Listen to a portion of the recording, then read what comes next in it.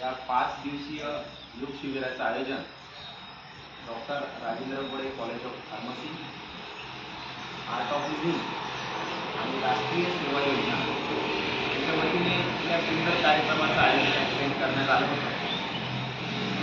खरं तर आम्हाला आजच्या दिवशी माहिती मिळाली, 17 जूनला आमचे काका सरोदे काका यांनी आम्हाला सांगितलं की या ठिकाणी अशा पद्धतीचं शिबिर आयोजित केलं आहे. त्यामुळे आम्ही आमच्या ग्रुपला आवाहन केलं आणि आमचा पूर्ण सायकलिंग ग्रुप त्या शिबिरामध्ये आम्ही सगळेजण यामध्ये सहभागी झालो. खरं सांगायचं म्हणजे योग हा आपल्या जीवनाचं अविभाज्य अंग बनवण्याची गरज आज निर्माण झालेली आहे. कारण आपण पाहतो की जास्तीत जास्त लोकांचं शरीर हे रोगाने ग्रासलेलं आहे आणि त्याचं महत्त्वाचं कारण आहे की आपल्या जीवनामध्ये योग नाही.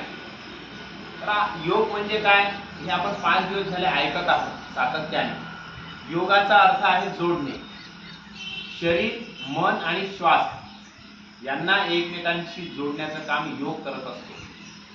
मग आपल्याला यामधून माणसं जोडण्याचं काम करायचं आहे असं मी म्हणेन. या योगाच्या माध्यमातून आपल्याला माणसे जोडायची आहे. आता पहा, आपण या ठिकाणी कंटिन्यू 5 दिवस आलो. आपल्या काही जबाबदाऱ्या असतात, त्यामुळे आपण वेळ देऊ शकत नाही. परंतु जेव्हा शरीर आपल्याला सांगते त्यावेळेस आपल्याला मात्र मग डॉक्टर म्हणतात म्हणून ह्या गोष्टी करण्याची आपल्याला वेळ येते. तर ती वेळ आपल्यावर येऊ नये. प्रत्येकाने निरोगी आयुष्य जगावं म्हणून योगाला आपण आपल्या जीवनाचा भाग बनवणे आज गरजेचं आहे. मी तर असं म्हणेन, ज्या दिवशी योग केला नाही त्या दिवशी आपण अन्नही नाही घेतलं तरी चालेल, इतका महत्त्वपूर्ण हा योग आहे. खरोखर आदरणीय प्राध्यापक पोपट सर, त्यांचे सहकारी आदरणीय देवकर सर यांनी आपल्याला 5 दिवसामध्ये अमूल्य असं मार्गदर्शन या ठिकाणी केलं. आपण आपल्या सर्व ग्रुपच्या वतीने तसेच इथे सर्व उपस्थित सर्व योगप्रिय बंधूंच्या वतीने मी या महाविद्यालयाचे तसेच आदरणीय प्राध्यापक पोपट सर, देवकर सर यांचे मनपूर्वक आभार मानतो. मला या ठिकाणी बोलण्याची संधी दिली, तसेच आपण सुद्धा मला या ठिकाणी ऐकून घेतलं, त्याबद्दल आपले सुद्धा आभार मानतो.